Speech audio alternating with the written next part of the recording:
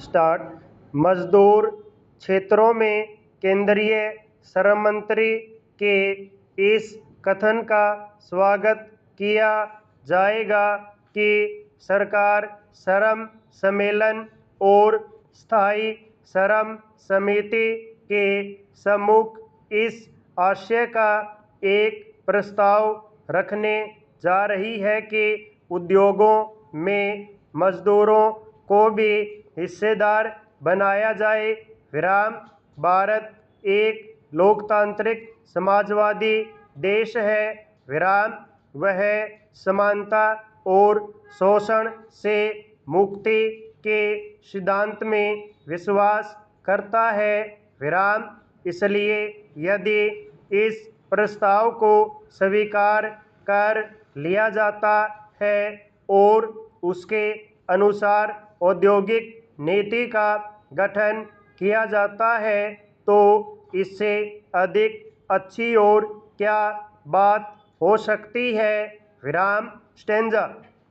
जहाँ तक औद्योगिक प्रबंध में मजदूरों के भाग की बात है, सन 1947 में सरकार ने यह कानून बनाया था कि जिन कारखानों में आवश्यक समझा जाए वहाँ श्रम समितियाँ बनाई जाएं। विराम। इसके पीछे उद्देश्य यह था कि ऐसे सुझाव दे सकें जिनसे मालिकों और मजदूरों में अधिकाधिक सहयोग हो सके। उनको कोई विशेष लाभ नहीं हुआ और यही कारण था कि उसके 10 साल बाद एक त्रिपक्षीय वार्ता एवं अध्ययन के बाद मालिक मजदूरों द्वारा संयुक्त प्रबंध समितियों के निर्माण का विचार रखा गया। विराम। राज्य और केंद्र की सरकार द्वारा इस विचार के प्रचार के बावजूद यह विचार जड़ नहीं पकड़ पाया। विराम। यदि उनका कार्यक्षेत्र निर्धारित कर दिया गया था किंतु राष्ट्रीय श्रम आयोग इस परिणाम पर पहुंचा कि जहां ये समितियां कायम की गई वहां उद्देश्य पूर्ति में कोई सफलता नहीं मिली। विराम। स्वयं श्रम मंत्री ने यह प्रकट किया कि केवल 35 सरकारी उद्योगों में इस प्रकार की संयुक्त प्रबंध समितियां कायम हो सकीं और उनका काम बहुत निराशाजनक रहा। विराम। औद्योगिक लोकतंत्र की दिशा में वह एक कदम था परंतु वह आगे न बढ़ सका। विराम। स्टेंजा।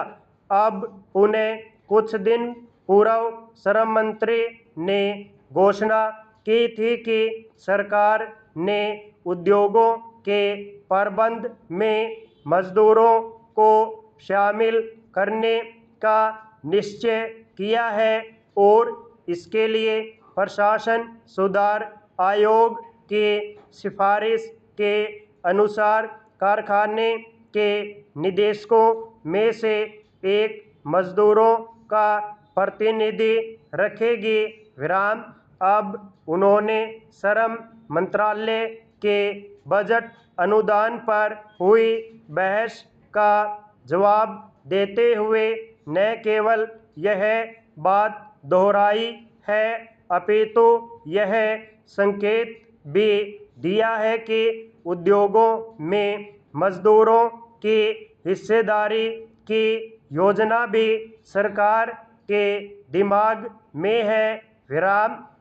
कहना न होगा कि यदि यह योजना कार्यान्वित कर दी गई तो प्रबंध और मिलिकियत दोनों में मजदूरों की साझेदारी होने से औद्योगिक क्षेत्र में एक क्रांतिकारी युग का श्रीगणेश हो जाएगा।